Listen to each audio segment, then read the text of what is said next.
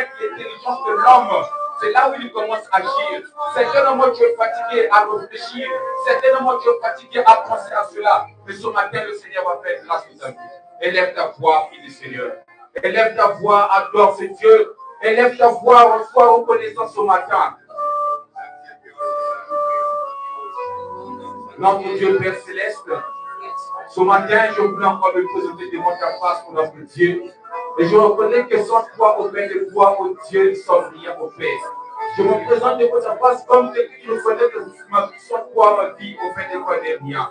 Voilà pourquoi ce matin, oh Dieu Père, que je déclare, que je confesse par le nom qui sont de Jésus de Nazareth, celui qui s'est sacrifié pour nous, oh Dieu, afin que Seigneur, que tu descendes ta gloire ce matin pour notre Dieu. Reçois l'adoration de ton peuple, oh Jésus.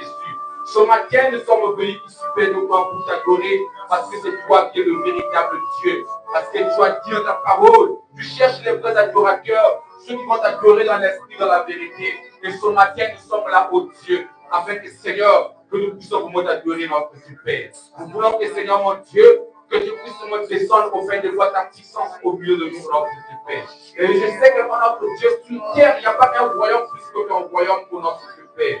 Tu es l'admirable, adorable, oh Jésus. Le Dieu d'Abraham, c'est toi, Jésus. Le Dieu d'Isaac, c'est toi, oh Jésus. Oh Seigneur, tu es la source vraiment intarissable. Tu es la source intarissable pour notre Dieu. Tu ne taris jamais, oh notre Dieu. Dans les difficultés, tu es toujours là auprès de gloire. Dans le combat, oh notre Dieu, tu es notre forteresse. Et ce matin, notre Dieu, nous implorons ta grâce, afin que tu nous accordes de moi la grâce. Quand je regarde, oh notre Dieu, la victoire que tu as donnée à ta vie devant Goliath, je réalise que c'est toi qui es le véritable Dieu. Quand je regarde la victoire que tu as donnée au prophète Élie devant les 450 000 prophètes de Baal, je réalise que c'est toi le véritable Dieu. Pourquoi ne pas t'adorer ce matin, oh Jésus? Pourquoi ne pas te glorifier ce matin, notre Dieu?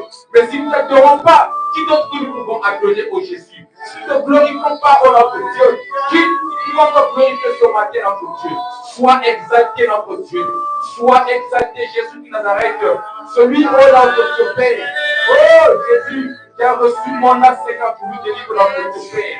Tu as donné, Seigneur, au Père de toi, aux femmes, Seigneur, qui ne pouvons pas mettre au nom de notre Dieu Père. Tu as changé leur vie, Seigneur. Tu as restauré la vie. Oh, notre Dieu. Souviens-toi, Seigneur, de ton peuple. Et ce matin, notre Dieu, nous implorons ta grâce afin que, Seigneur, que chacun de nous, Seigneur, reçoive quelque chose de ta part. Et nous implorons ta grâce afin que, notre Dieu, que tu conduises nos vies, Seigneur. Reçois l'adoration de ton peuple. Reçois l'élévation de notre Père. Oh, Jésus, que je vois Jireh. L'Éternel qui trouvera cette foi pour notre Dieu. Ouvre, Seigneur, pour notre Dieu, que tu es le véritable Dieu. Et Jésus, mon âme te bénit ce matin. Reçois l'adoration à notre Dieu, notre Dieu. Laisse que, Seigneur, mon Dieu, que ta grâce, Seigneur, puisse me descendre ce matin. Afin que, Seigneur, notre Dieu, que tu sois vraiment dans ta présence. Nous allons toujours continuer dans cette atmosphère d'adoration. Nous allons continuer toujours dans cette atmosphère d'adoration. Et cette fois-ci, nous allons le faire avec les cantiques. Et ne sois pas distrait, ma soeur, ne sois pas distrait, mon frère. Je t'invite d'adorer le Seigneur. Je t'invite de glorifier ton Dieu parce qu'il t'a créé à sa ressemblance. Il t'a créé, lui, c'est notre créateur, et nous sommes ses créatures. Et ce matin, il mérite de d'être élevé. Ce matin, il mérite de d'être glorifié. Prends la position qui te convient. Ne regarde pas à gauche ni à droite, mais présente-toi devant le Seigneur. Regarde devant le Seigneur. Il va faire quelque chose de ta vie. Oublie tout ce qui te tracasse ce matin. Abandonne-toi à lui.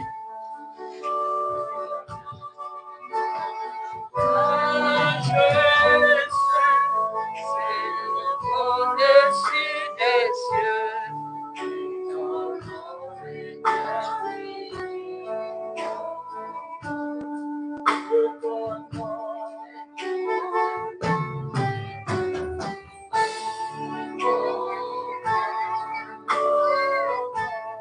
Que ton nom est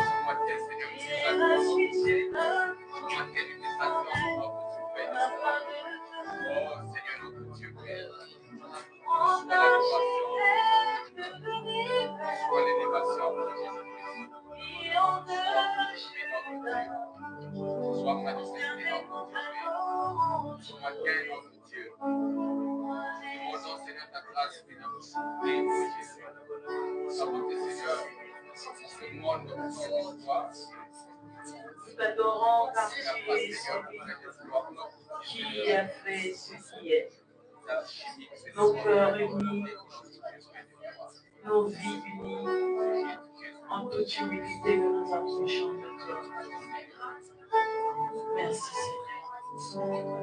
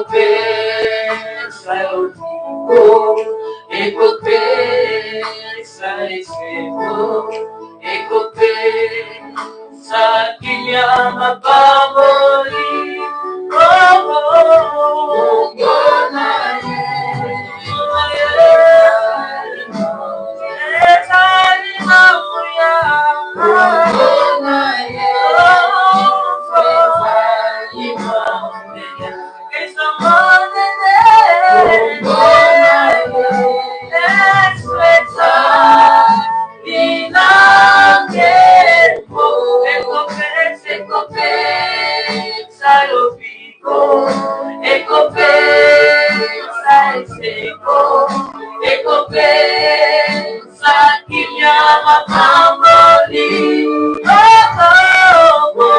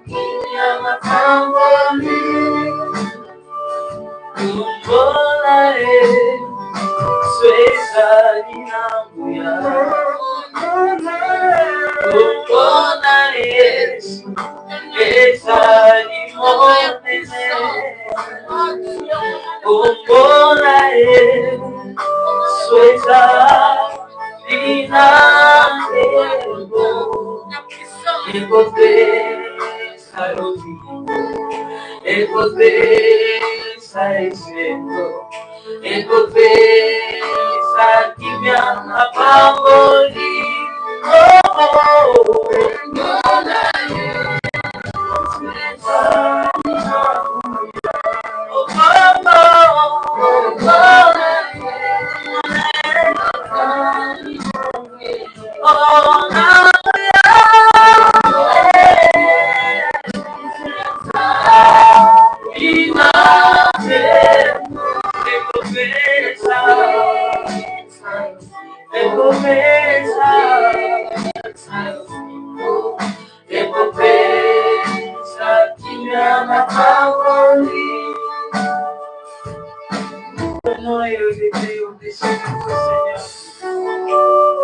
Merci Seigneur pour ta grâce. Nous t'élévons, nous t'exaltons. Alléluia.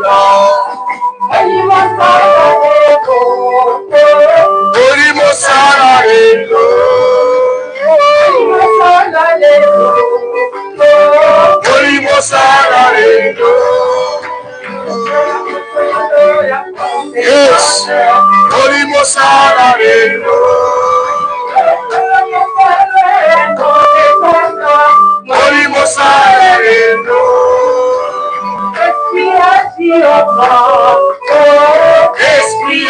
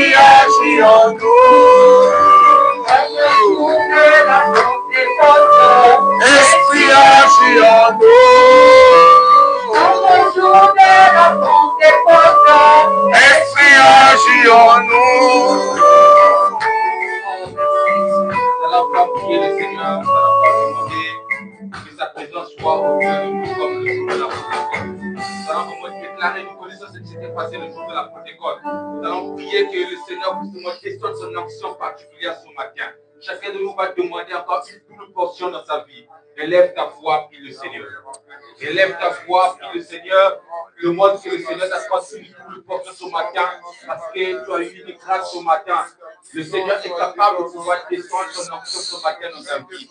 L'onction te permettra de pouvoir placer tout ce que le Seigneur veut puisse obtenir. Élève ta foi, prie le Seigneur.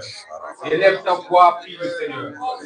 Sur notre Père Céleste, ce matin, nous voulons encore prier pour Dieu, afin que nous puissions descendre dans l'onction particulière pour notre Père. Le jour de la Pentecôte pour notre Dieu. Le Saint-Esprit est descendu parmi les apôtres pour notre Père. Et chacun d'eux auprès de quoi parler une nouvelle langue. Et ce matin, notre Dieu, nous prions, Seigneur, par ta grâce, afin que nous descendions une onction particulière dans la vie de chacun de nous, notre Père. Que chacun de nous puisse recevoir une double portion. Nous prions pour notre Père de toi. Oh Jésus de Nazareth, tu as dit ta parole.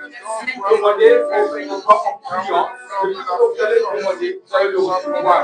Et ce matin, notre Père, nous avons besoin de double onction auprès de toi ce matin, notre Dieu, afin que cela puisse opérer des miracles dans nos vies pour notre Père. Oh Jésus de Nazareth, fais grâce au Père de gloire que ce matin, oh Dieu, que chacun de nous reçoive quelque chose de ta part. Notre Dieu Père, nous savons que tu es capable, notre Dieu Père. Voilà pourquoi nous prions au Dieu, afin que ce matin, notre Dieu Père, que tu puisses nous descendre une action particulière dans la vie de chacun. Merci Jésus. Nous allons encore prier le Seigneur. Pendant que j'étais en train de prier, le Seigneur m'a donné un aspect que nous allons prier ce matin. Personne n'est épargné de cet aspect. Nous allons prier pour le péché du mensonge. La majorité, nous avons l'habitude vraiment de mentir. Je ne sais pas si peut-être c'est la logique de ce pays qui demande que nous puissions pratiquer. Ça, ce n'est pas péché, mais nous pratiquons vraiment le péché du mensonge. Chacun de nous pratique ce péché. Et ce matin, nous allons vraiment demander que le Seigneur nous délivre vraiment de ce péché du mensonge. La Bible déclare que tout est possible à celui qui croit. Et ce matin, tu vas prier. Tu vas demander que le Seigneur te parle de ce péché. N'oublions pas que la Bible nous parle de Ananias et Saphira. Quand ils avaient vendu leurs biens, quand le Seigneur les a demandé à quel prix ils avaient vendu cela, ils avaient donné une mauvaise réponse. Ils avaient donné un montant qui ne correspondait pas à ce qu'ils avaient vendu leurs biens. Et la mort était venue sur eux. À l'instant même. Et toi aussi, ça peut te permettre de... La porte du ciel peut être fermée à cause du péché du mensonge. Et ce matin, tu vas prier. Tu vas demander que le Seigneur puisse te délivrer de ce péché. Bien-aimés, n'oublions pas que nous sommes des enfants de Dieu. Et Dieu est capable de nous épargner de cela. Et si ce matin tu crois, le Seigneur va te donner la capacité de pouvoir sortir de ce péché du mensonge. Personne ne dira que non, moi je ne pratique pas ce péché. Je sais ce que je dis. Et ce matin, tu vas prier. Prie avec un cœur sincère. Prie avec un cœur ouvert. Que le Seigneur te donne la capacité de te sortir de ce péché. Élève ta voix, prie le Seigneur. Demande que le Seigneur te donne la capacité de te sortir de ce péché.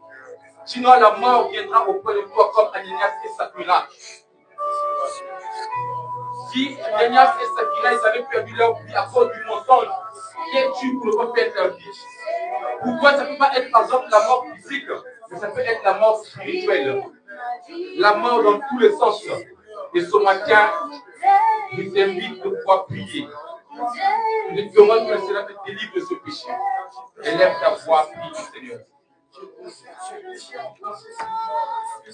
Dieu notre Père Céleste, ce matin, je viens encore auprès de toi, oh Dieu, afin que Seigneur, que tu me délivres auprès de toi de ce péché. Oui, je reconnais auprès de toi. Je reconnais, oh notre Dieu, je pratique, Seigneur, ce péché au Père. Mais ce matin, oh notre Dieu, mon cœur est ouvert auprès de toi, à recevoir pour moi ta délivrance pour notre Père. Délivre-moi, Seigneur, de ce péché, notre Père, de toi. Parce que je connais, Seigneur, auprès de toi. J'avais frappé Ananias et Saphira à cause de ce péché du mensonge. Et ce matin, notre Dieu, je veux faire que Seigneur, que la porte du ciel soit vraiment fermée à cause de ce péché. Délivre-moi, oh notre Dieu, Père, de toi. Oh Jésus, ce matin, notre Dieu, Père, je viens auprès de ton trône, oh notre Dieu, Père, pour te supplier, oh notre Dieu, pour te demander, oh notre Dieu, Père, de toi, pardon pour ce péché, notre Dieu, Père, afin que le jour à venir, que nous ne puissions plus pratiquer notre péché, notre Dieu, Père. Personne n'est parfait de ce monde. Oui, nous le croyons, oh notre Dieu, mais tu nous as donné la capacité auprès de toi de se repentir au Père, de demander pardon devant toi, oh Jésus. Et ce matin, Seigneur mon Dieu, accorde-moi la grâce d'être délivré de ce péché, notre Dieu, Père. Accorde la grâce, Seigneur, à mon frère qui est la présence ce matin, notre Dieu, Père. Accorde la grâce, notre Dieu, à ma soeur qui est la présence ce matin, notre Dieu, Père, afin qu'il soit délivré de ce péché. Seigneur, notre Dieu, Père, tu es capable, pour notre Dieu, de changer nos vies ce matin. Tu es capable, pour faire des voix, de transformer, Seigneur, nos vies ce matin. Oh Jésus, je l'unique, le véritable Dieu, celui qui s'est sacrifié pour nous, oh Dieu. Seigneur, Père de gloire, tu as des projets de bonheur et non des projets de malheur dans notre vie. Voilà pourquoi ce matin nous prions, oh Dieu, afin que tu puisses nous aider, notre Dieu. Aide-nous, notre Dieu, Père de gloire, à marcher dans la sanctification, à marcher dans la sainteté, pour notre Dieu, Père de gloire.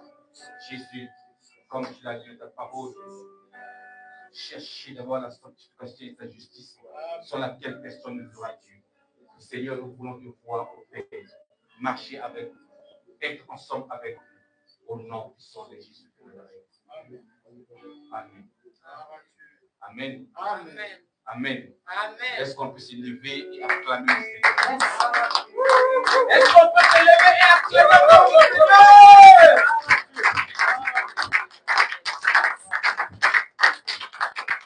Que le Seigneur soit béni. Sans plus tarder, nous allons passer à la louange, nous allons vraiment louer le Seigneur, parce que la Bible déclare que tout ce qui respire loue l'Éternel. Et ce matin, le Seigneur nous a donné vraiment le souffle de vie. Il a permis que nous puissions être parmi les vivants. Voilà pourquoi ce matin, nous allons encore le louer, nous allons encore le glorifier.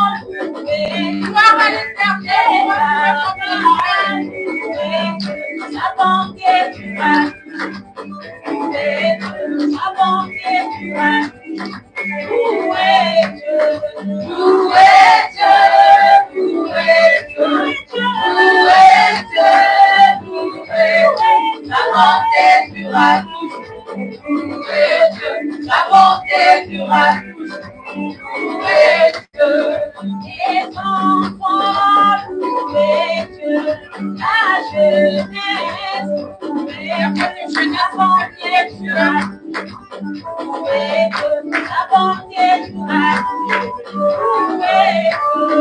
Louez Dieu, louez Dieu, louez Dieu, louez Dieu, ta bonté durera toujours. Louez Dieu, ta bonté durera toujours. Louez Dieu. Il a reçu le nom au-dessus de tous les noms. Il a reçu le nom au-dessus de tous les noms.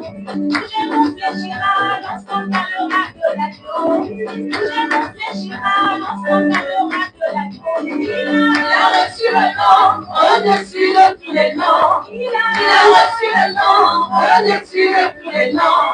Tout genou fléchira lorsqu'on parlera de l'agneau. Tout genou fléchira lorsqu'on parlera de l'agneau. Oh, il a reçu le nom au-dessus de tous les noms. Il a reçu le nom au-dessus des magiciens. Tout genou fléchira lorsqu'on parlera de l'agneau. Tout genou fléchira lorsqu'on parlera de l'agneau. Il a reçu le nom au-dessus de tous les noms. Il a reçu le nom au-dessus de tous les noms. Tout genou fléchira lorsqu'on parlera de l'agneau. Tout genou fléchira lorsqu'on parlera de l'agneau. La vie fléchira lorsqu'on parlera de l'agneau. Les sorciers fléchiront lorsqu'on parlera de l'agneau. Et tout genou fléchira lorsqu'on parlera de l'agneau. Il a reçu le nom au-dessus de tous les noms. Il a reçu le nom au-dessus de tous les noms. Tout genou fléchira lorsqu'on parlera de l'agneau. Tout genou fléchira lorsqu'on parlera de l'agneau. Il a reçu le nom au-dessus de l'agneau. Il a reçu le nom au-dessus de l'agneau. Tout fléchira lorsqu'on parlera de l'agneau. Tout genou fléchira lorsqu'on parlera de l'agneau. Il a reçu le nom au-dessus de tous les noms. Il a reçu le nom au-dessus de tous les noms. Tout genou fléchira lorsqu'on parlera de l'agneau. Tout genou fléchira lorsqu'on parlera de l'agneau. Il a reçu le nom au-dessus de nos nations. Il a reçu le nom au-dessus de nos nations. Tout genou fléchira lorsqu'on parlera de l'agneau. Et tout le monde confessera qu'il a vaincu le trône. Il a reçu le nom au-dessus de tous les noms. Il a reçu le nom au-dessus de tous les noms. Tout genou fléchira lorsqu'on parlera de l'agneau. Tout genou fléchira lorsqu'on parlera de l'agneau. Oh, il a reçu le nom au-dessus de tous les noms. Il a reçu le nom au-dessus de tous les noms. Tout genou fléchira lorsqu'on parlera de l'agneau. Tout genou fléchira lorsqu'on parlera de l'agneau. Il a reçu le nom au-dessus de tous les noms. Il a reçu le nom au-dessus de tous les noms. Tout genou fléchira lorsqu'on parlera de l'agneau. Tout genou fléchira lorsqu'on parlera de l'agneau.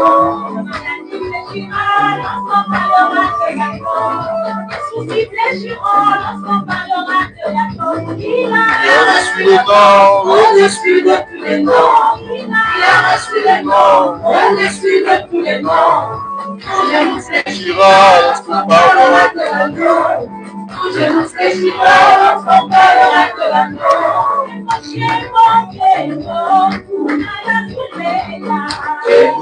Alléluia.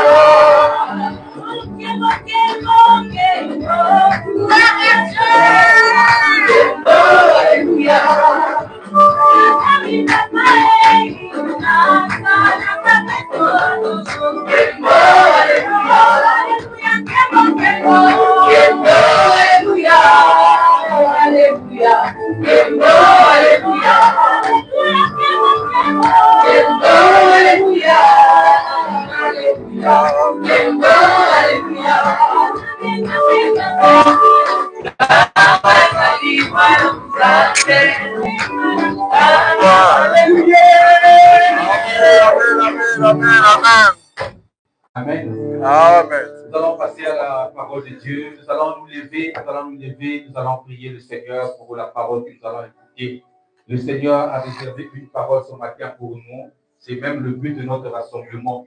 Si c'était juste pour venir peut-être se regarder, on peut peut-être se retrouver dans les maisons, nous s'appeler. Si nous sommes arrivés ici ce matin, c'est pour venir écouter la parole de Dieu, afin que cette parole nous donne la qualification d'être dans la nouvelle Jérusalem.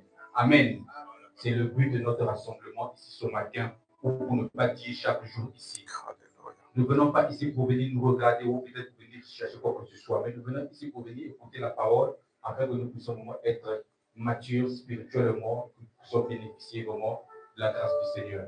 Et nous allons vraiment prier pour l'homme que le Seigneur a choisi ce matin pour nous parler.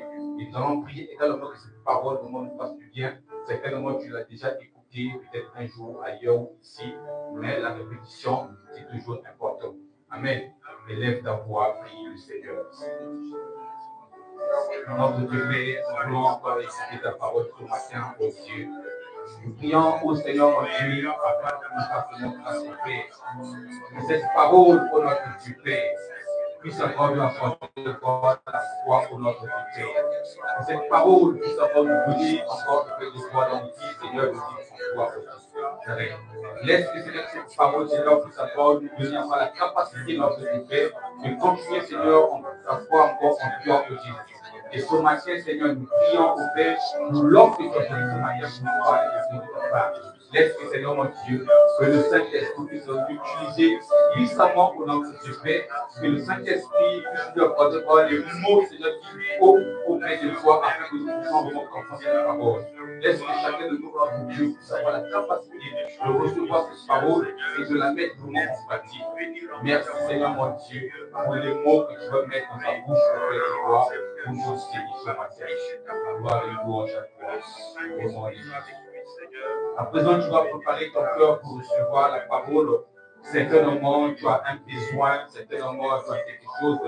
Et tu vas prier pour ce besoin. Tu vas demander que le Seigneur te parle ce matin. Tu vas prier que le Seigneur puisse exaucer vraiment ton vœu.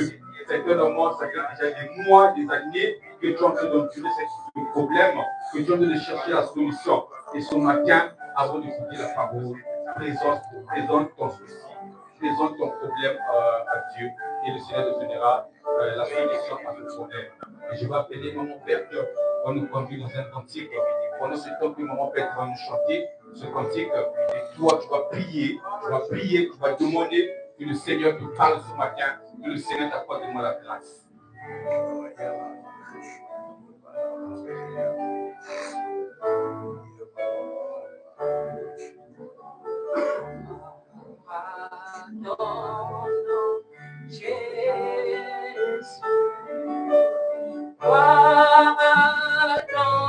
Prépare ton cœur pour recevoir la parole ce matin.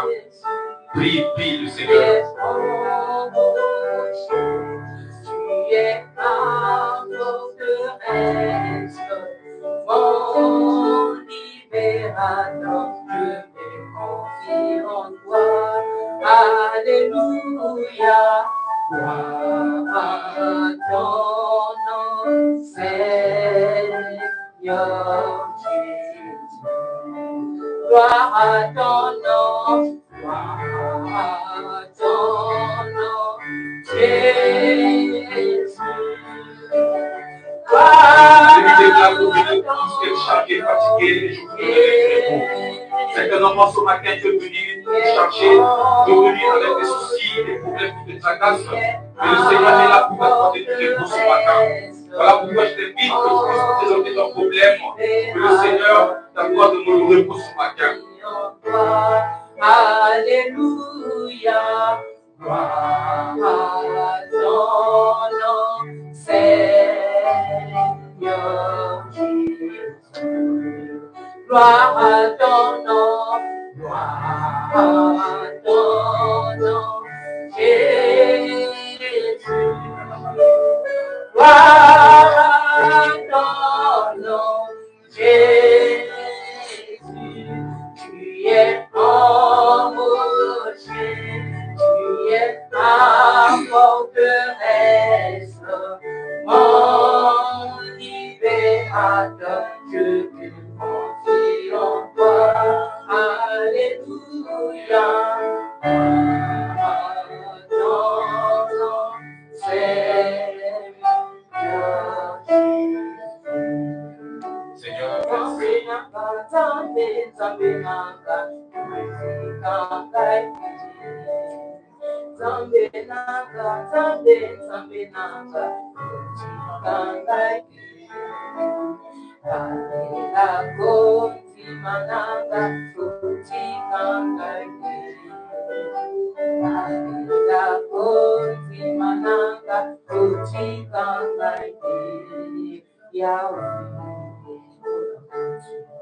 merci Jésus pour ta présence. Merci Seigneur pour tes bienfaits ce matin. Nous croyons que Seigneur, tu es là parmi nous ce matin pour notre occuper. Nous croyons que Seigneur, ta parole va encore une fois tuer ce matin. Voilà pourquoi nous bénissons pour ton Saint-Nom. Au nom puissant de Jésus de Nazareth. Amen. Amen. Sans plus tarder, je vais appeler le pasteur Gislain pour nous annoncer la parole de Dieu.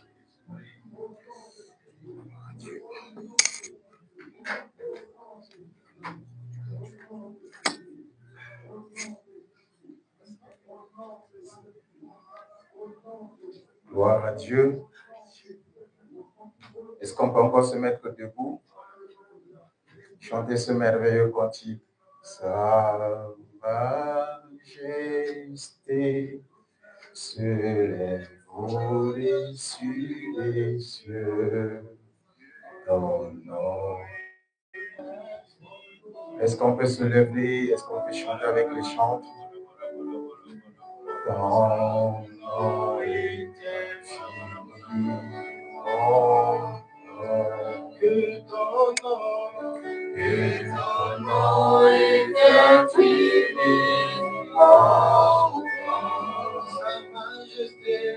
Sa majesté s'élève au-dessus des cieux. Ton nom est infini. Que ton nom est infini.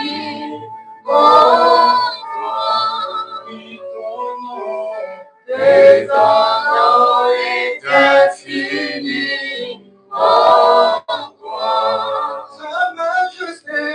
Sa majesté s'élève au-dessus des cieux. Ton nom est infini. Sa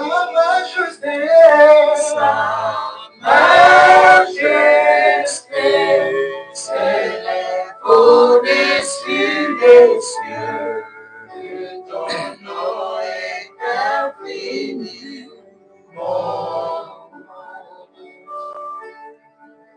Oh Dieu,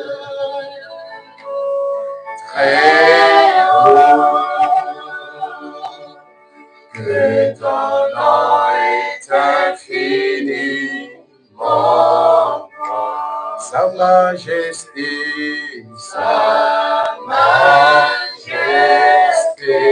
s'élève au-dessus des cieux. Ton nom est infini.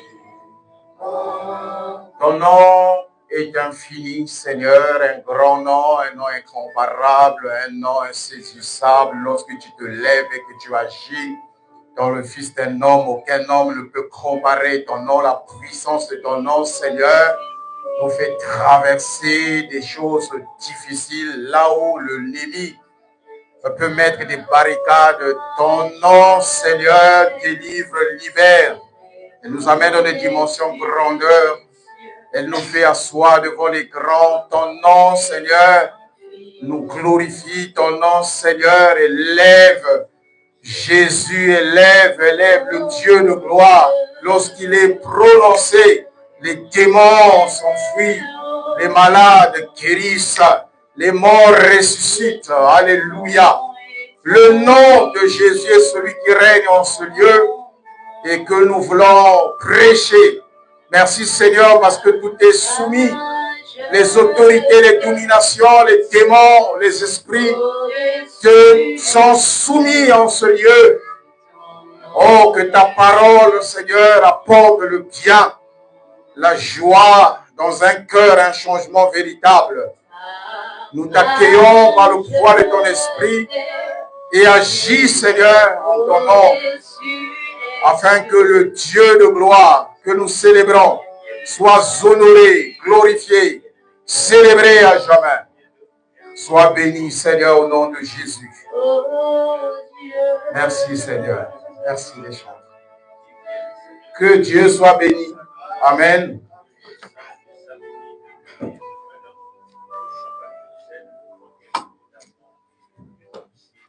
Nous allons parler ce matin d'un thème que nous connaissons. Mais avant de parler de ce thème, je voudrais que nous lisions un texte biblique qui nous inspire, le livre de Jean, le chapitre 3. Si quelqu'un a la ligne, il peut nous faire la lecture à partir du verset 1 jusqu'au verset 6. Est-ce que quelqu'un a la Bible? Il a un téléphone où il peut lire Jean le chapitre 1 à partir, Jean le chapitre 3 à partir du verset 1 jusqu'au verset 6. Merci, pasteur. Il y avait un homme qui s'appelait Nicodème, membre du parti des pharisiens. C'était un chef des Juifs. Il vint trouver Jésus de nuit et le salua en ces termes. Maître, nous savons que c'est Dieu qui t'a envoyé pour nous enseigner, car personne ne saurait accomplir les signes miraculeux que tu fais si Dieu n'était pas avec lui. Jésus lui répondit, vraiment, je te l'assure, à moins de renaître d'en haut, personne ne peut voir le royaume de Dieu. Comment un homme peut-il naître une fois vieux? S'exclama Nicodème. Il ne peut tout de même pas retourner dans le ventre de sa mère pour renaître. Vraiment, je te l'assure, reprit Jésus, à moins de naître d'eau, c'est-à-dire d'esprit, personne ne peut entrer dans le royaume de Dieu. Ce qui n'est qu'une naissance naturelle, c'est la vie humaine naturelle. Ce qui naît de l'esprit est animé par l'esprit. Amen. Amen. Ici, je voudrais vous parler d'un homme. Et lorsque le pasteur est en train de faire la lecture, nous voyons que c'est un homme sensé, c'est un homme intelligent, un chef, un responsable. Donc c'est une personne qui avait la compréhension des choses. Et le Seigneur Jésus-Christ est en train de lui dire que si quelqu'un ne naît de nouveau, cet homme est venu d'abord voir le Seigneur Jésus-Christ. Pourquoi il est venu le voir? Parce qu'il a su qu'il est en train d'annoncer la parole de Dieu. Et donc cet homme avait l'envie d'en savoir plus. Et qu'est-ce qu'il devrait faire pour être sauvé, pour appartenir à Dieu? Et le Seigneur Jésus lui dit que si un homme ne naît de nouveau, je lui dis, né de nouveau, je trouve ça déjà compliqué. Il dit, si un homme ne naît de nouveau, il ne peut voir le royaume de Dieu. Il ne peut rentrer en présence de Dieu. Il ne peut croiser Dieu. Il ne peut comprendre les choses de Dieu. Il ne peut appartenir à Dieu. Il dit, mais comment un homme qui est vieux peut-il encore naître de nouveau? Mais il y a la version du pasteur qui m'a fait plaisir. Il dit, ce qui est né de la chair et de la nature de la chair. Ce qui est de l'esprit et de la nature de l'esprit. Et il lui dit, est-ce que maintenant que je suis un vieux, je dois entrer encore dans le ventre de ma mère et renaître? Et le Seigneur Jésus nous précise que si un homme ne naît d'eau et d'esprit, il ne peut rentrer dans le royaume des cieux. Alléluia. Est-ce qu'il y a quelqu'un ici qui est né de nouveau? Je suis en train d'enseigner les nouvelles âmes. Je n'appelle pas ça nouvelles âmes, des gens qui vont rentrer dans les eaux du baptême. Parce qu'ils écoutent déjà la parole de Dieu. J'étais en train de leur parler de ce message. Et l'Esprit m'a dit, parle à mon peuple. Alléluia. Vous savez, il y a des choses qui sont élémentaires, mais qui nous sont très importantes. Si un homme ne naît de nouveau, il ne peut voir Dieu. Il ne peut comprendre les choses de Dieu. Il ne peut pas changer de camp. C'est-à-dire qu'on peut venir à l'église, mais si nous n'avons jamais subi la nouvelle naissance, nous sommes comme des païens. C'est-à-dire nous appartenons encore au monde. Dieu veut qu'il se passe une opération surnaturelle dans l'homme avant de voir Dieu. J'aimerais vous rappeler que Dieu est spirituel et les hommes que nous sommes sont charnels. Mais nous devons voir Dieu. Nous devons connaître Dieu. Nous devons être avec Dieu. Alléluia. Quand le Seigneur Jésus parle à Philippe, qui lui pose la question, parce que Jésus commence à leur parler que j'irai chez mon Père. Mais Philippe dit, mais comment? Montre-nous donc ce Père, et cela nous suffit. Mais le Seigneur Jésus lui dit, celui qui m'a vu a vu le Père. Vous savez, voir le Seigneur Jésus n'était pas naturel. Alléluia. Il fallait que quelqu'un naisse de nouveau pour voir le Seigneur Jésus. En fait, pour discerner que celui-là, c'est le Dieu. Philippe et les autres apôtres, ils étaient là, en train de manger avec le Seigneur, parler avec le Seigneur. Mais ils n'arrivaient pas à comprendre que le Dieu véritable que nous servons était là. Parce qu'ils n'étaient pas encore convertis. Ils n'avaient pas encore été nés de nouveau. Ils n'avaient pas encore changé l'identité. Et quand ils regardaient, ils voyaient de leurs yeux. Voilà pourquoi le Seigneur Jésus pouvait dire à Pierre un jour, quand tu seras converti, affermis les frères, ouvre les yeux aux frères, pour qu'ils le comprennent également. Donc Jésus leur parle, mais en leur parlant, en Jésus-Christ, se trouvait la nature même de Dieu. En Jésus-Christ se trouvait le véritable Dieu. Et il dit, si tu me vois, il ne parle pas de l'œil normal. Alléluia. Il parle d'une personne qui a l'œil ouvert. Il parle d'une personne qui est née de nouveau. Si tu me vois, tu vois le Père. Vous savez, on peut voir Dieu. Quelqu'un dit, si tu vois Dieu, tu meurs. Mais je vous dis, tu vois Dieu, tu vis. Alléluia. Si tu es né de nouveau, tu verras Dieu. Seigneur a dit, si tu crois, tu verras la gloire de Dieu. Si nous arrivons à déterminer la gloire de Dieu, il y a Dieu dedans. Alléluia.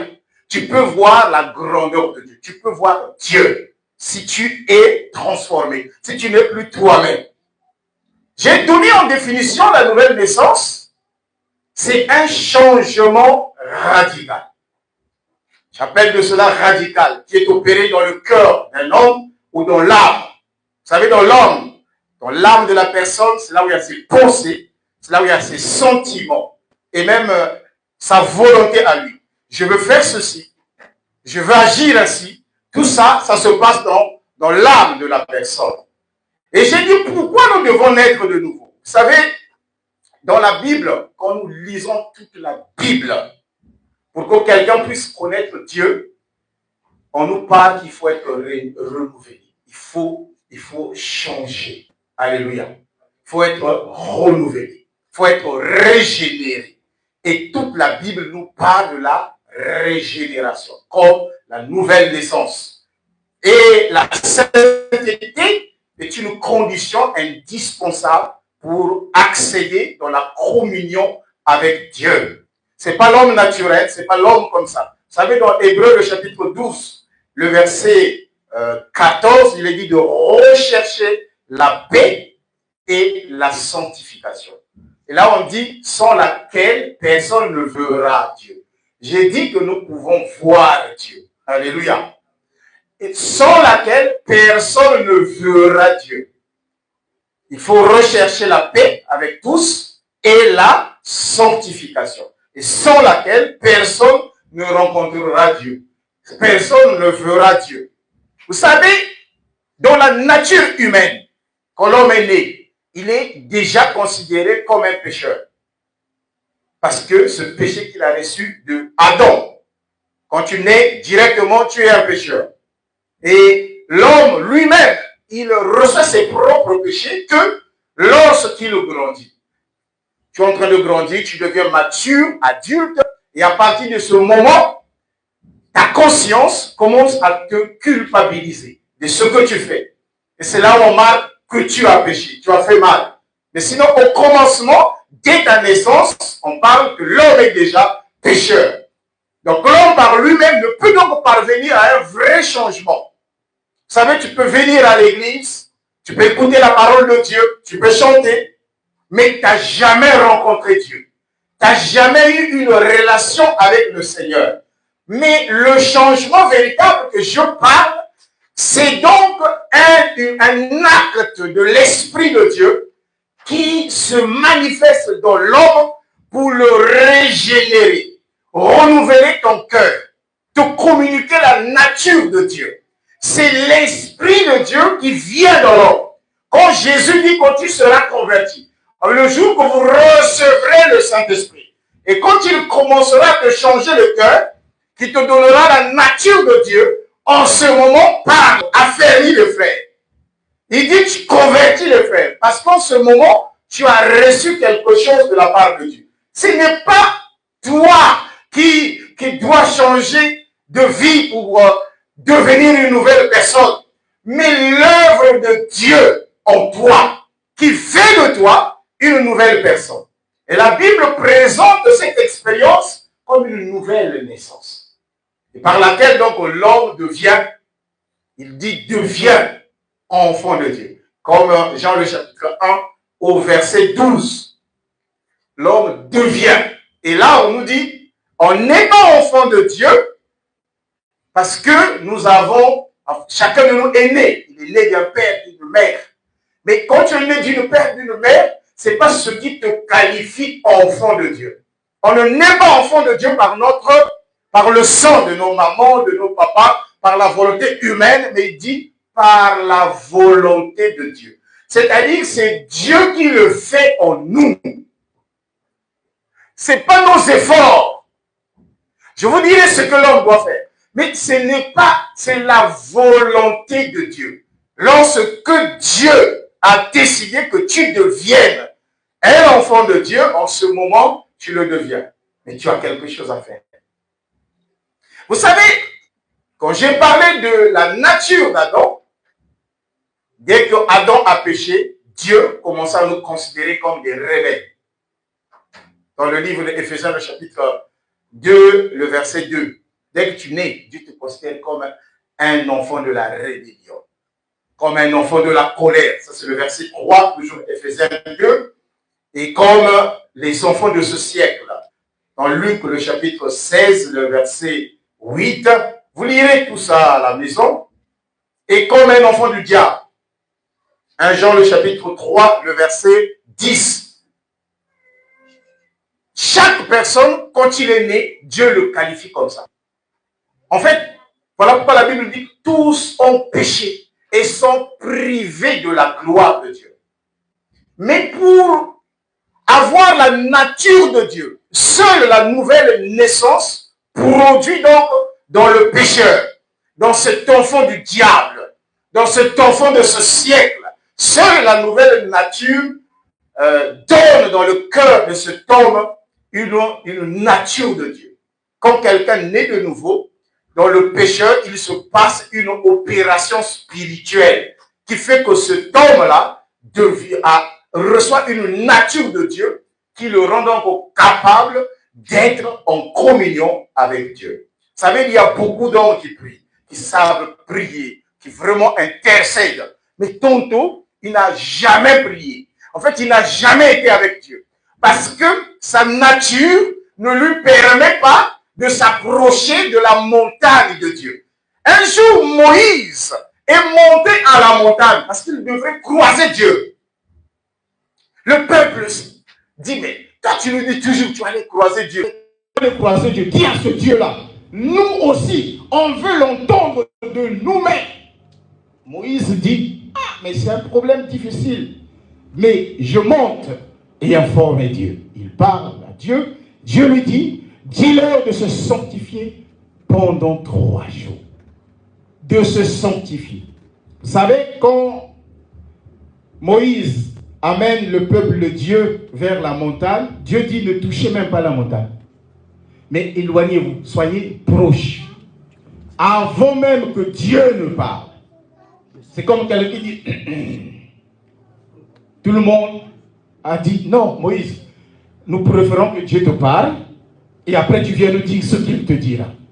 Alléluia. Parce qu'il n'avait pas la nature de pouvoir entendre Dieu parler. Mais Moïse, la Bible dit qu'il pouvait rentrer dans la montagne. Un jour, il est passé 40 jours dans cette montagne et 40 nuits. Je me posais la question pendant que je méditais ce verset, mais il n'avait jamais faim. Mais il fait seulement 1 semaine sans manger. Tu deviendras faible. Mais tu vas même te dire, mais je vais mourir.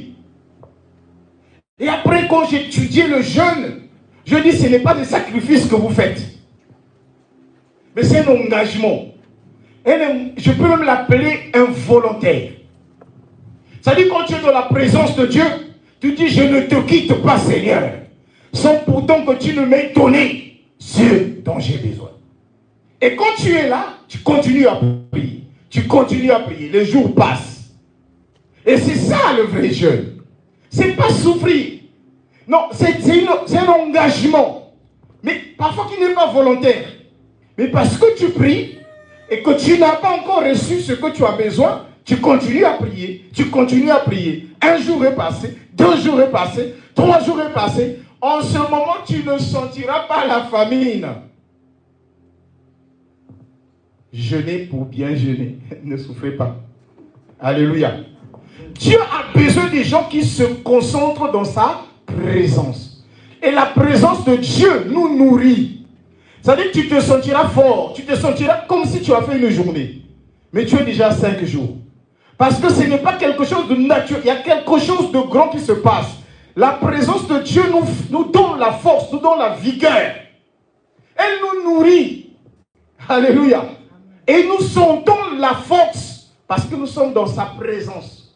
Ce n'est pas parce que nous voulons sentir la famine, la souffrance. Dieu ne nous veut pas cette souffrance. Il nous veut vivre dans sa présence. Et lui, il sait que dans sa présence, lui-même est notre bonne nourriture.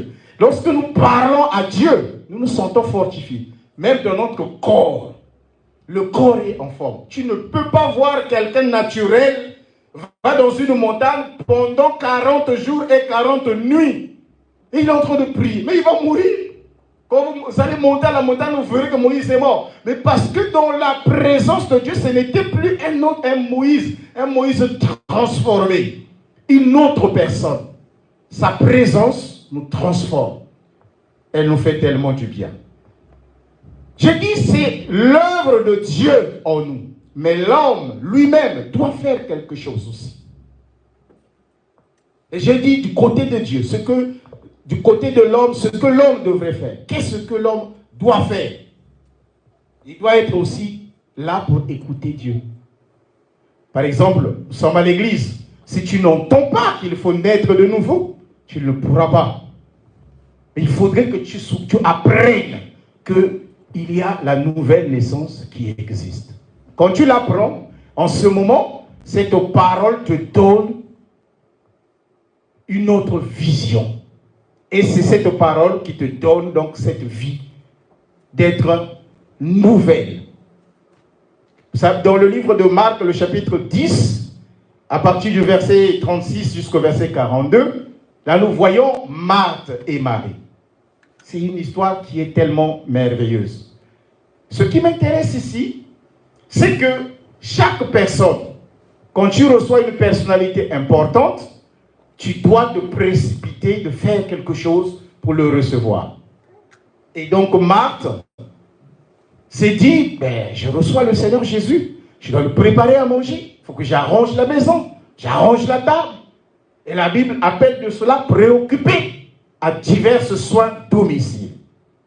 Mais Marie, sa sœur, elle était juste là en train d'écouter le Seigneur Jésus. Donc Jésus était en train de lui parler. Et elle se dit, mais comment est-ce que Seigneur, tu peux laisser ma sœur au lieu de venir pour qu'on te serve vite, que tu manges? Mais elle est là en train de t'écouter seulement. En fait, tu te dis, mais comment il peut t'écouter seulement au lieu de venir qu'on te prépare à manger? Mais le Seigneur Jésus lui dit dans le verset 42, Marthe, Marthe, tu te préoccupes pour plusieurs choses. Mais une seule chose est nécessaire. Quand j'ai appris une seule chose est nécessaire, il dit, Marie a choisi la bonne part. Et il dit, cette part ne lui sera jamais ôtée. Il faut écouter la parole de Dieu. C'est une chose importante pour que l'homme puisse parvenir à une nouvelle naissance.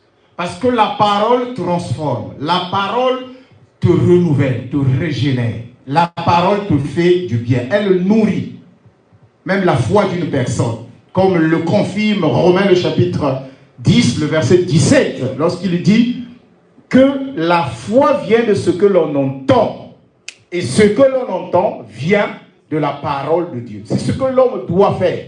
Il doit écouter. Et en écoutant, tu recevras la foi. Tu recevras la vie de Dieu. La vie de Dieu est transmissible. Et c'est au moyen de la parole de Dieu. Et dans Apocalypse, le chapitre 3, le verset 20, il dit, le Seigneur qui dit, je me tiens à la porte et je frappe. Et si quelqu'un entend ma voix, ouvre la porte, j'entrerai chez lui. Il faut entendre la voix de Dieu. Il faut ouvrir la porte au Seigneur. Si en ce moment que Dieu entrera dans ton cœur, suppliera avec toi et vivra avec toi, te communiquera sa vie. J'ai dit dans la nouvelle naissance, il y a une chose qu'on doit reconnaître sinon avoir. Quand on est né de nouveau, c'est qu'il y a une réconciliation qui s'est faite avec Dieu. Donc il y a des choses qui se passent lorsqu'on parle de la nouvelle naissance. Il y a une réconciliation de l'homme avec Dieu.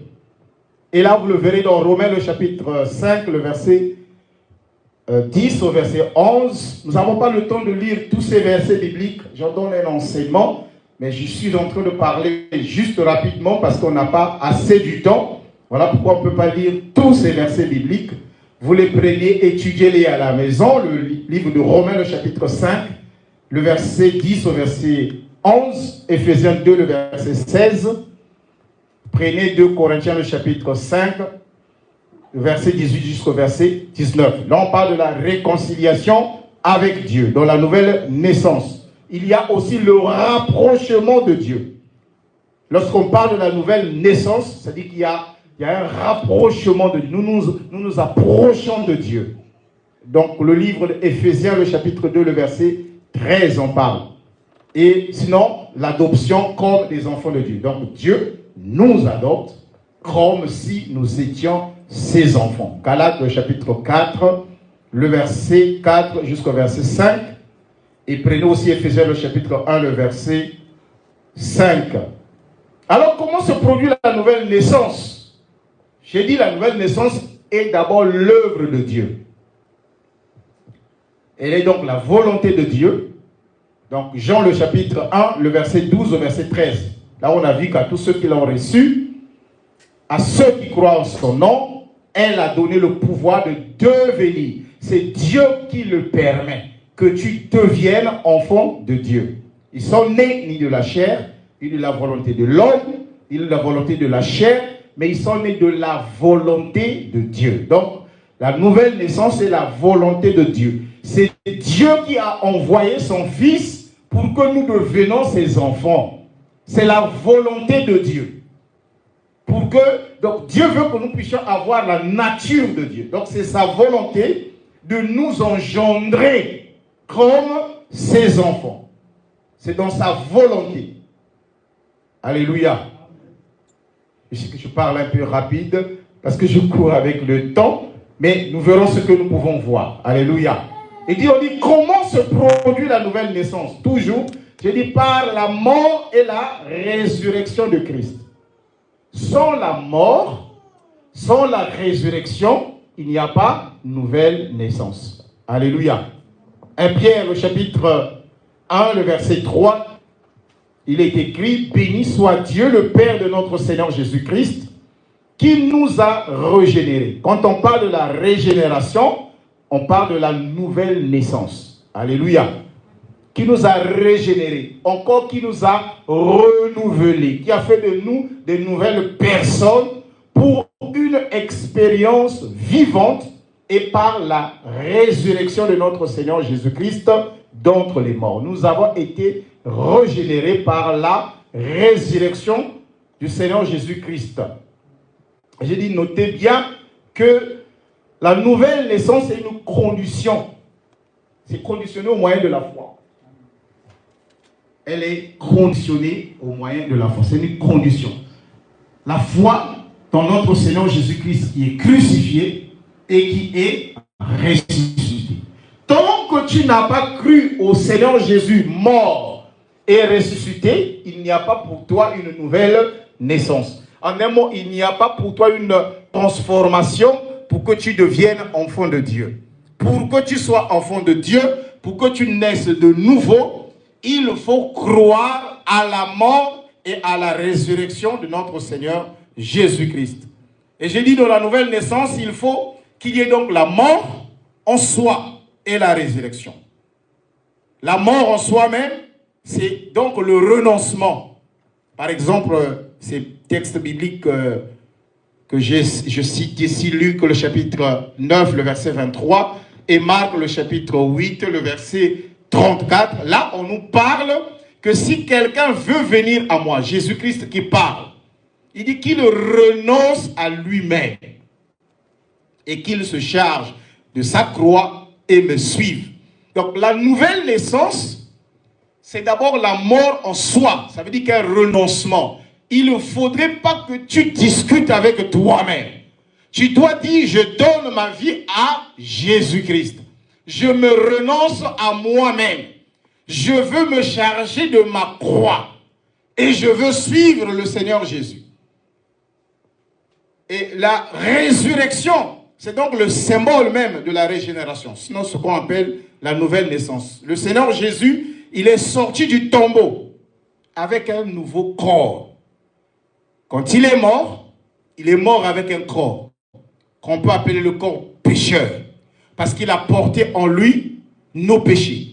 Les péchés d'Adam, du monde. Il les a mis en lui. Il est mort comme un pécheur. Quand on parle de Jésus à la mort, à la croix, il est pécheur. Parce qu'il a pris tous les péchés du monde. Et il avait donc un corps mortel, un corps pécheur. Et j'ai dit qu'il est mort avec un corps pécheur, mais ressuscité avec un nouveau corps. C'est un corps de gloire. Il a dit à ses disciples, ne me touchez pas encore. C'est un corps de gloire. Un corps qui n'est pas comme le corps naturel. Il a reçu de Père ce qu'on appelle une nouvelle vie. Parce que la Bible dit qu'il est né dans le monde de Dieu comme étant le premier de tous les morts. Le premier fils de Dieu. Afin que par lui, ceux qui croient en Jésus deviennent des fils de Dieu. Donc lui, il prend un nouveau corps, en un mot, il commence une nouvelle vie, une nouvelle généalogie d'hommes, une nouvelle nature humaine qui commence par lui, étant le premier-né de Dieu, et donc ceux qui croiront en lui deviennent des enfants de Dieu. Alléluia. Donc le signe de la résurrection du Seigneur Jésus-Christ est comme le signe de la nouvelle naissance. Quand il est né, qu'il est ressuscité, il prend un autre corps, un corps de gloire. lorsque les hommes acceptent Jésus-Christ, comprenez-le bien, quand tu reçois Jésus-Christ, quand tu pars dans les eaux du baptême, les eaux du baptême, c'est un symbole puissant et très important dans la vie spirituelle. Ça marque la mort.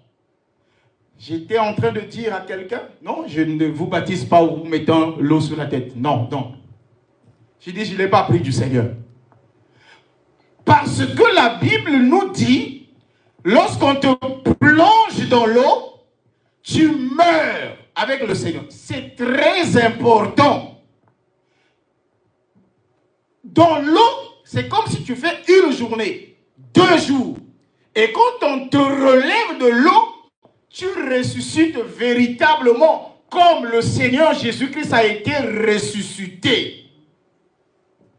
Si on te met l'eau sur la tête, tu n'es pas mort entièrement. Certainement que ta tête est morte. Mais tu n'es pas mort. Le Seigneur Jésus-Christ insiste. Le baptême, c'est immersion.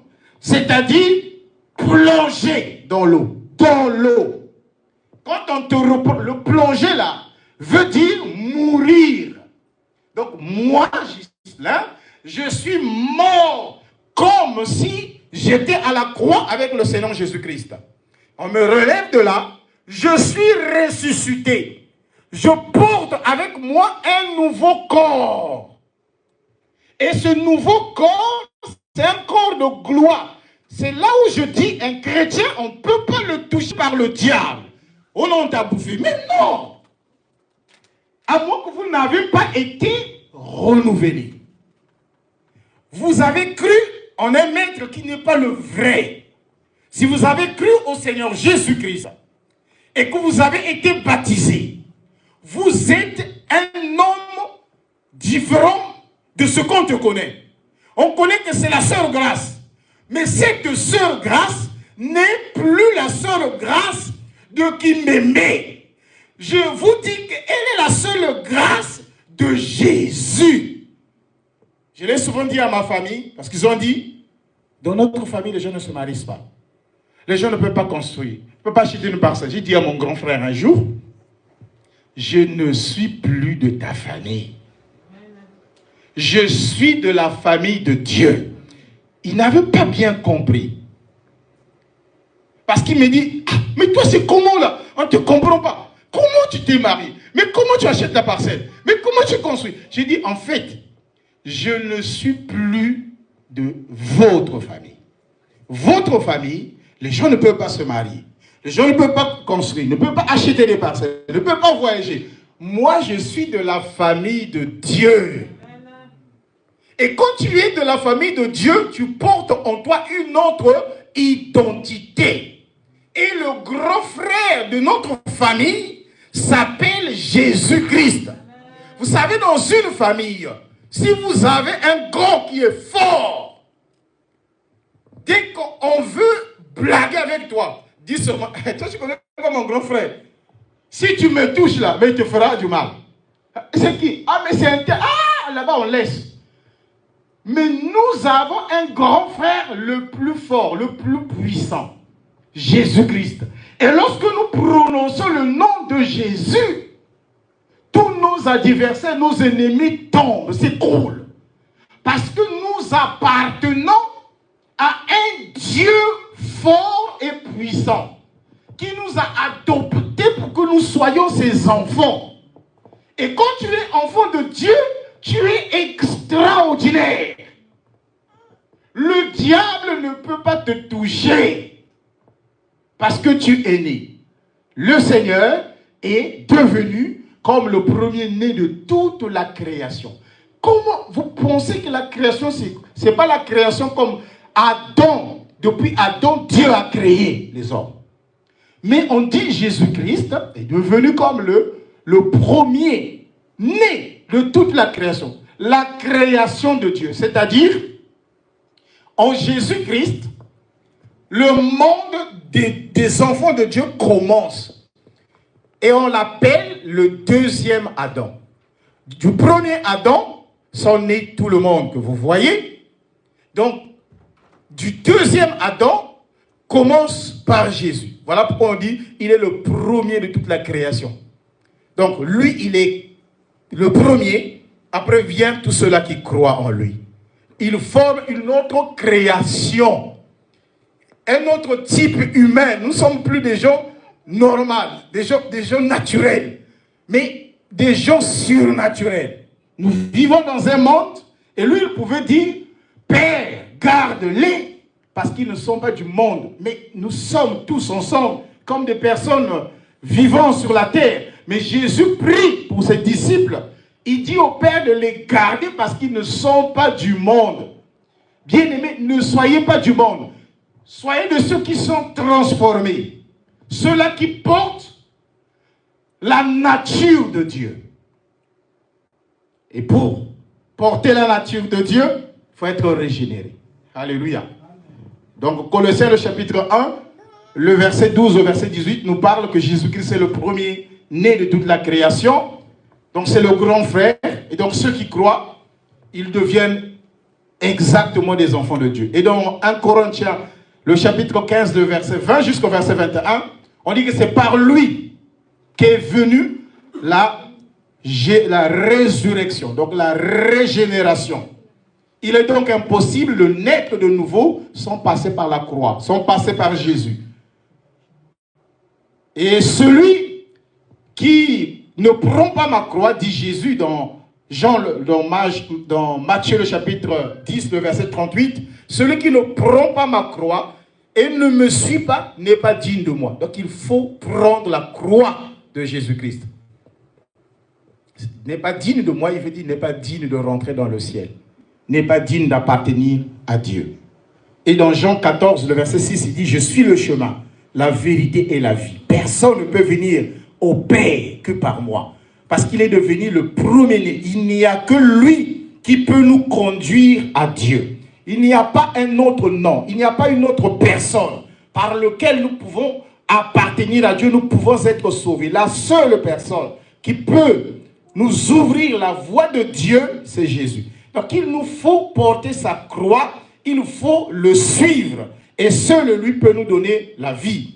Vous ne pouvez pas produire des fruits de l'esprit si vous n'êtes pas mort d'abord en Jésus-Christ. Il faut mourir. Voilà pourquoi moi j'insiste beaucoup. Baptisez-vous si vous n'êtes pas encore baptisé. Si on vous avait mis l'eau sur la tête, baptisez-vous. C'est important. Rentrez dans les eaux du baptême, sortez de là. Vous serez une nouvelle personne. Dans Jean le chapitre 12, le verset 24, il est dit, en vérité, je vous le dis, si un grain de blé qui est tombé en terre ne meurt, il restera seul. Mais s'il meurt, il porte beaucoup de fruits. Pour porter des fruits, il faut mourir. C'est là où vous voyez un chrétien, il est toujours la même personne. Parce qu'il n'est jamais mort. Il n'est jamais passé par la croix. Et puisque tu n'es pas mort, tu es le même, tu ne changeras pas. Tu ne porteras pas de nouveaux fruits. Mais pour que tu aies des fruits, il faut mourir. Et la mort est très importante pour les chrétiens.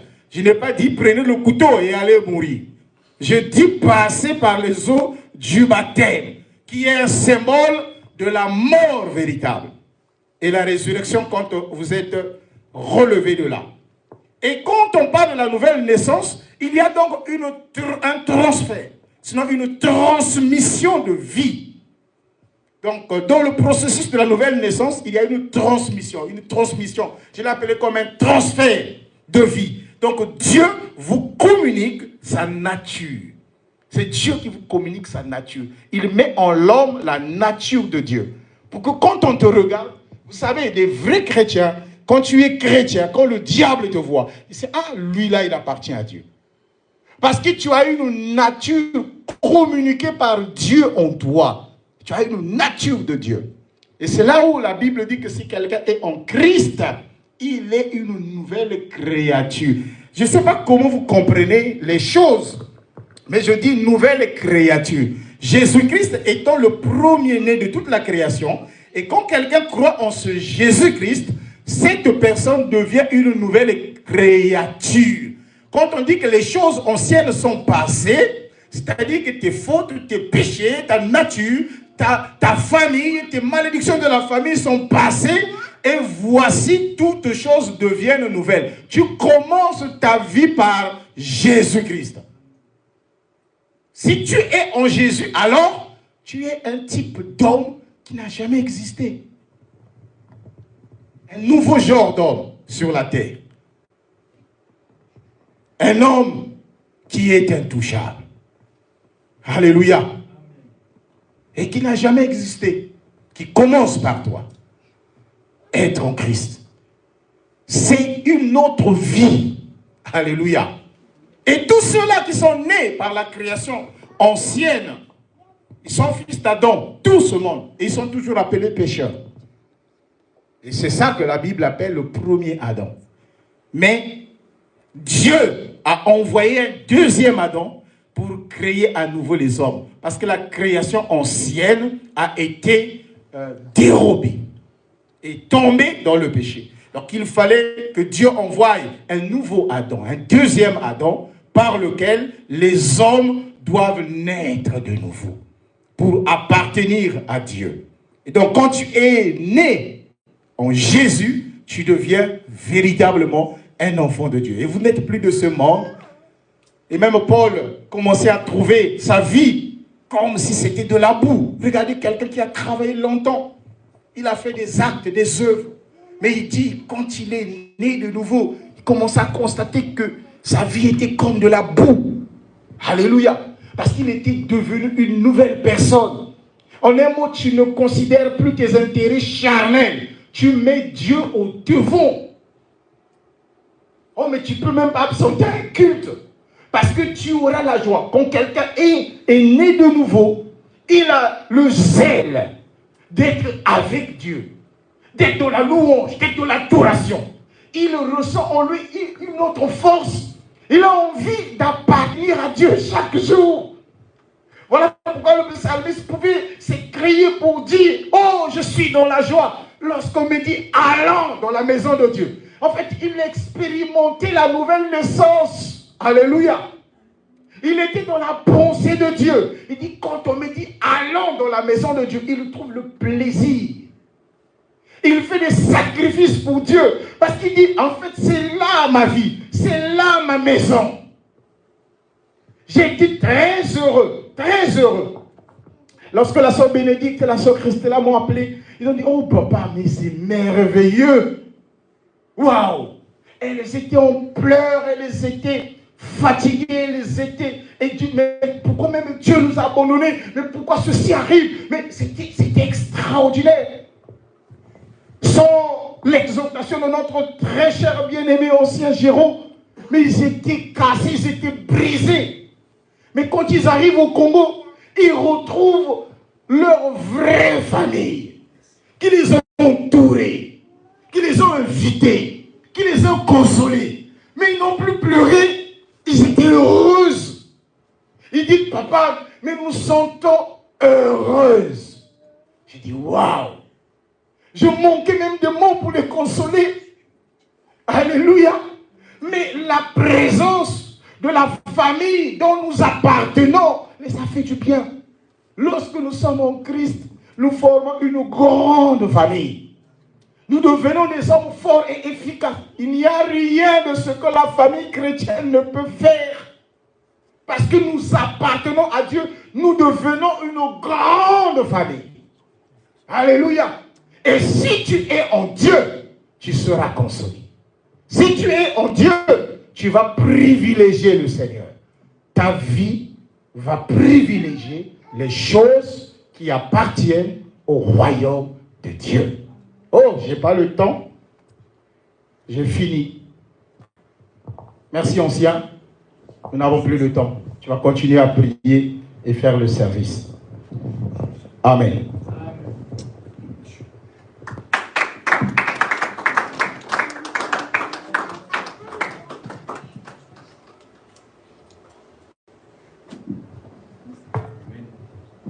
Amen.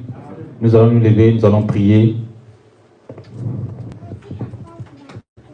Nous allons prier le Seigneur pour la parole que nous avons écoutée ce matin. Cette parole nous a fait du bien. nous a rappelé beaucoup de choses. Voilà pourquoi tu vas prier là où tu es. Tu vas demander que le Seigneur te donne vraiment la grâce de mettre cette parole en pratique. Élève ta voix, prie le Seigneur. Élève ta voix, prie le Seigneur, demande la grâce à Dieu, qui donne vraiment la capacité de mettre cette parole en pratique. Seigneur notre Dieu Père, nous voulons encore te bénir, te dire encore merci au Père de gloire, parce que ce matin, tu nous as encore parlé de la nouvelle naissance au notre Dieu Père. Certainement, au Père de gloire, parmi nous, il y a ceux qui fréquentent l'église depuis des mois, des années, au Dieu, ils ne sont pas encore nés de nouveau au Père. Mais en passant par cette parole, au Dieu, renouvelle encore notre sagesse, notre intelligence au Père, afin que nous puissions vraiment naître de nouveau, parce que, oh Dieu, tu veux que nous puissions marcher ensemble avec toi, ô Père. Seigneur mon Dieu, tu connais les cœurs, tu connais, ô Père de gloire, ceux qui désirent vraiment marcher avec toi. Et ce matin, ô Père de gloire, nous bénissons vraiment ton Saint-Nom, afin que tu fasses vraiment grâce à tout un chacun. Gloire et louange à toi, au nom puissant de Jésus de Nazareth. Amen. Amen. Sans plus tarder, je veux appeler la sœur Priscilla pour les annonces. Et celui qui a prévu quelque chose pour les offrandes, tu peux apporter dans la maison du Seigneur.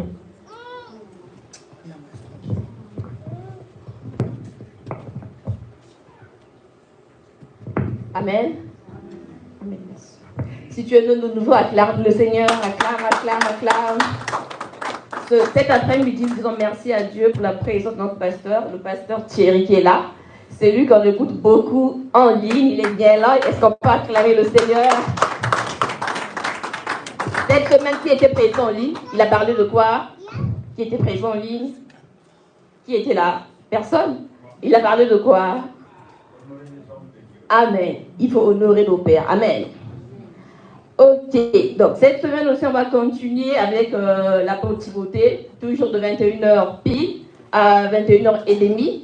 Il va nous enseigner pendant 7 jours, je pense bien, donc soyons encore là nombreux pour encore écouter sa parole. Amen. Chaque samedi, normalement, on se rencontre dans les maisons de prière. Qui était là hier dans sa maison de prière? On nous a vraiment parlé de ça le dimanche passé. Je ne sais pas s'il y a des gens qui ont participé, qui ont prié. Nous, on a prié en ligne.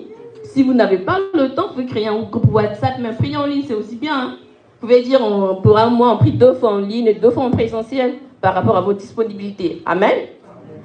Et aujourd'hui, dimanche, normalement, il y a enseignement. Pasteur Gislain, j'espère, ok, de 20h à 21h. On sera enseigné par le docteur Alphonse et le pasteur Gislain, soyons encore là. Et normalement, nos cultes le dimanche, ça commence de 12h30 à 14h30. Amen.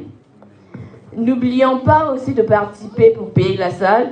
La fois passée, on nous a dit bientôt la salle, ça va augmenter de 150 à 180. Donc, c'est toujours important aussi 190. Ok, donc c'est toujours aussi bien d'apporter dans sa maison aussi les offrandes et les dîmes, ou encore quelque chose de plus pour payer notre salle. Amen. Ok. On continue les cotisations pour la sœur Christella et la sœur Bénédicte. Elles sont bien rentrées en France et nous rendons grâce à Dieu pour ça et on continue de donner nos 40 €. Je ne sais pas si tu avais déjà donné, maman Pauline sinon il est là. Elle est à côté, tu peux donner tes 40 €. Si tu n'as pas encore 40 €, tu peux d'abord commencer à donner 20 €. D'accord? Ok. Et là encore, on a encore appris une mauvaise nouvelle encore. Parce que parmi nous, il y a encore un frère qui est éprouvé. Le frère Cristiano, tu es là. Il est là à côté. Il vient de perdre son père au Congo. Et nous savons encore comment c'est difficile. À la fin, tu peux voir ton frère, l'encourager, le fortifier, l'embrasser parce que c'est une période vraiment difficile pour lui. Et pour ça encore, après, pour les sœurs bénédictes, on doit apporter une somme de 20 €. Amen. Il faut aussi prier pour nos familles. Hein? On n'est pas là pour enterrer seulement nos familles. Amen. Il faut prier aussi pour eux, que Dieu vraiment apporte la paix et la vie dans nos familles. Amen. Parce que l'église, le rôle de l'église, ce n'est pas seulement d'enterrer les gens, mais c'est d'annoncer l'évangile, d'apporter vraiment la vie là où il y a la mort. Amen. Ok. Après cette semaine, donc la semaine qui va commencer, si je ne me trompe pas bien, la semaine à partir du 16 juin jusqu'au 21 juin, on aura un séminaire biblique avec les pasteurs, le pasteur Thierry qui est là, le docteur Alphonse et l'apôtre Timothée qui va nous enseigner pendant 5 jours, 6 jours. Donc encore, invitons les bien-aimés. On va chercher à mettre une affiche dans le groupe. Là, vous pouvez inviter les bien-aimés aussi, tester l'application de la sœur Grâce. Je ne sais pas si on le fera via l'application encore, via le numéro de téléphone pour laisser un grand monde de participer. Amen.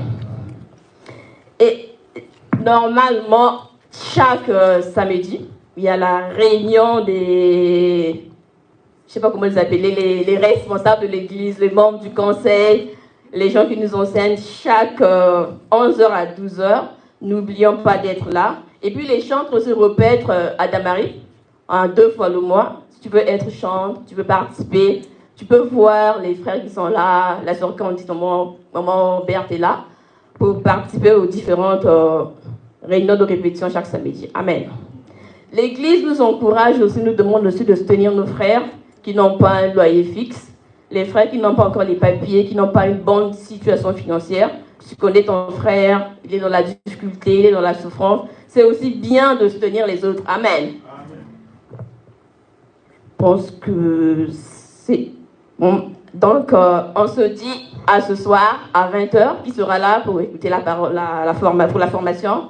Nous croyons que nous serons nombreux pour écouter la formation. Amen. Okay. Que le Seigneur te bénisse, ma soeur. Amen. Nous sommes arrivés à la fin de notre culte. Mais ce matin, nous avons reçu un homme qui a œuvré ensemble avec nous au Congo. On a prié dans une même église. On a travaillé dans le département de la jeunesse. Donc, je vais appeler le frère Kennedy pour se présenter juste après. Juste dire un mot à l'église, les saluer, et puis voilà. Bonjour l'église. Je suis surpris parce que je ne savais pas que je devais venir parler quelque chose. C'est une grande joie de se retrouver encore ici, après la distance au moins de 5800 km, pour ceux qui ne sont plus encore ensemble dans un même pays. Et Dieu m'a fait grâce de vous rejoindre ici, donc en France bien sûr.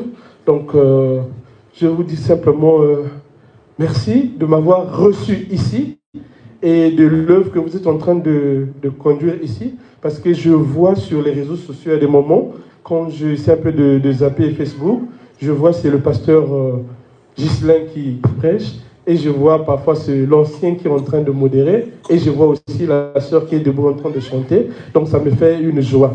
Merci beaucoup. Amen. Nous sommes arrivés à la fin de notre culte, nous allons nous mettre debout. Nous allons prier pour le frère Cristiano, que le Seigneur puisse le fortifier davantage, parce que ce n'est pas du tout facile de perdre un être cher comme papa. Ça fait toujours mal. Nous allons vraiment prier pour lui, que le Seigneur puisse le fortifier davantage. Élève ta voix, prie le Seigneur.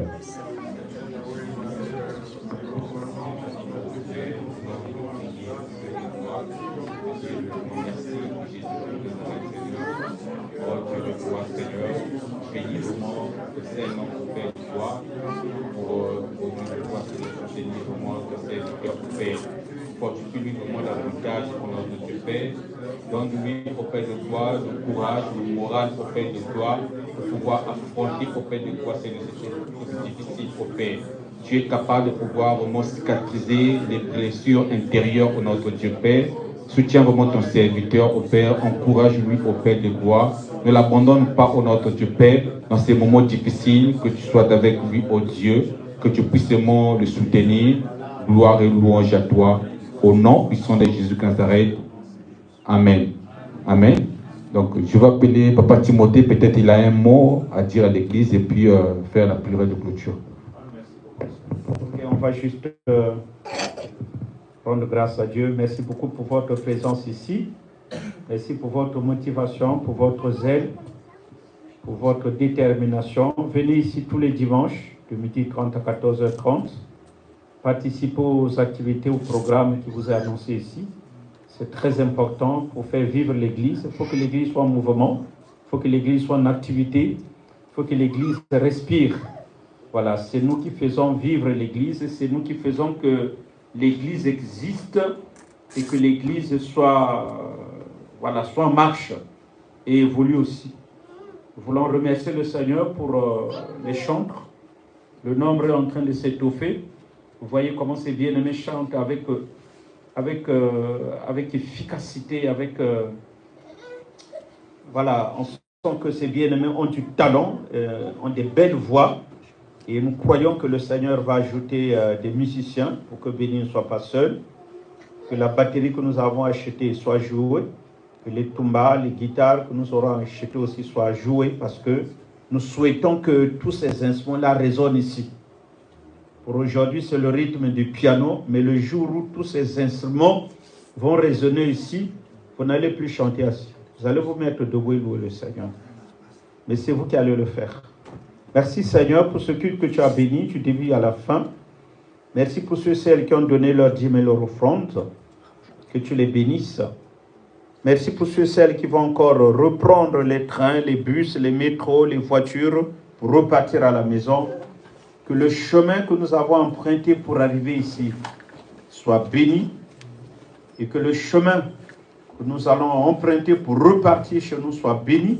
On lève les obstacles, on lève les embûches. Seigneur, qui nous empêcherait ou qui nous créerait un souci, nous refusons cela par la puissance du Saint-Esprit. Ici et maintenant, délivre-nous du mal. Nous bénissons cette salle, nous bénissons notre absence ici, jusqu'à ce qu'on revienne ici dimanche prochain. Que ce culte soit béni, nous sommes en la joie, nous sommes heureux, nous sommes dans la joie, ô Dieu, d'avoir participé à cette réunion. Bénis notre frère qui est parti au loin, qui a manifesté le désir de venir prier avec nous, nous croyons, qu'il reviendra encore ici dans les années à venir, dans les jours à venir. Merci pour ceux et celles qui vont arriver pour intégrer cette église dans les jours à venir. Que ta volonté soit faite. Au nom de Jésus-Christ, que nous puissions repartir dans la paix, dans la joie. Merci pour la sœur Bénédicte et Christella qui sont revenus. Merci Seigneur pour le frère Christiano aussi que nous allons soutenir. Merci pour ceux et celles qui ne sont pas venus pour des raisons diverses et qui seront là prochainement. Que le bonheur et la grâce nous accompagnent. Donne les permis de conduire, dans les voitures, dans les CDI, dans les logements, dans les mariages, dans les enfants, dans des titres de séjour. À nous tous qui sommes là, que dans l'église Bethel, que tous les membres de l'église Bethel soient des hommes et des femmes régularisés. Des hommes et des femmes qui vivent en situation régulière en France, qui habitent dans leurs pavillons, dans leurs appartements, qui ont des permis de conduire, qui ont des voitures, qui ont des CDI. Nous le croyons au nom de Jésus. C'est pour ça que nous prions. C'est pour cela que nous prions. C'est pour cela que nous prions. C'est pour cela que nous intercédons les uns pour les autres. Merci Père, que les maris de nos sœurs qui sont encore au Congo, s'ils ont la volonté de venir s'installer en France, que ces hommes viennent. Que ceux et celles qui, comme nous, avons encore des enfants en Afrique, que ces enfants viennent s'installer ici en France. Ce pays, c'est notre pays. Ce territoire, c'est notre territoire. Tu nous donnes la possibilité de boire le lait et le miel qui coulent dans ce pays. Que personne ne vive ici dans les pleurs, dans les lamentations, dans les regrets, dans le désespoir. Nous refusons cela par la puissance du Saint-Esprit. Nous bénissons ce bâtiment, nous bénissons cette salle, nous bénissons ici notre communion fraternelle au nom de Jésus-Christ de Nazareth. Amen. Amen. Voilà, merci. Gloire à Dieu. Ah, pardonnez-moi, on va donner la parole au pasteur Thierry. Pasteur Thierry vient partir. Non, il va prier. Pardonnez-moi. Il va prier. Il va prier. Vraiment, s'il vous plaît. Mettez-vous en situation, il va prier. Pardonnez-moi. Shalom à tous. Nous allons une fois de plus prier, ainsi que nous l'a dit le Seigneur. Prier sans cesse. Donc, nous allons courber nos têtes en signe de révérence à l'égard de Yahweh. Le temps de lui adresser ces quelques mots qui sortiront des entrailles de nos cœurs. Yahweh notre Père, nous bénissons ton nom, Seigneur. Merci pour le don de la vie qui t'a plu d'accorder à chacun de nous. Merci d'avoir permis que nous puissions nous rassembler en ces lieux pour t'adorer. Yahweh notre Père, il est écrit, ne te vante pas du lendemain, car nul ne sait ce qu'un jour peut enfanter. Mais nous croyons que tu as la clé du mystère du futur. C'est pourquoi nous voulons simplement nous abandonner à toi, afin que tu conduises nos pas. Nous savons qu'avec toi, nous ferons des exploits. Et tu écraseras nos ennemis. Gloire soit rendue à ton Saint-Nom, Seigneur. Nous prions ce matin afin que tu nous fortifies, que la flamme de la foi demeure toujours allumée en nous en ces temps difficiles, en ces temps qui sont les derniers, où plusieurs font naufrage dans la foi. Yahweh, que ton nom soit à jamais élevé, sois le Seigneur de nos vies, le Seigneur de nos familles. Fortifie notre bien-aimé Christiano, Seigneur, en ces temps de rude épreuve. Fortifie-le, Seigneur, afin qu'il soit capable de surmonter cette épreuve difficile, au nom puissant et glorieux de Jésus. Amen.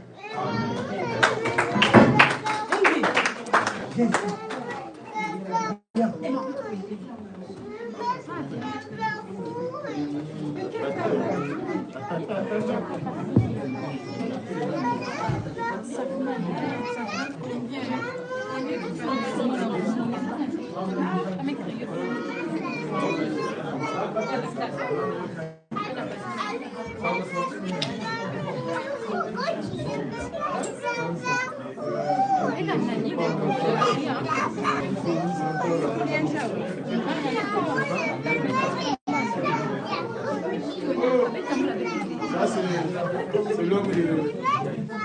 Amen.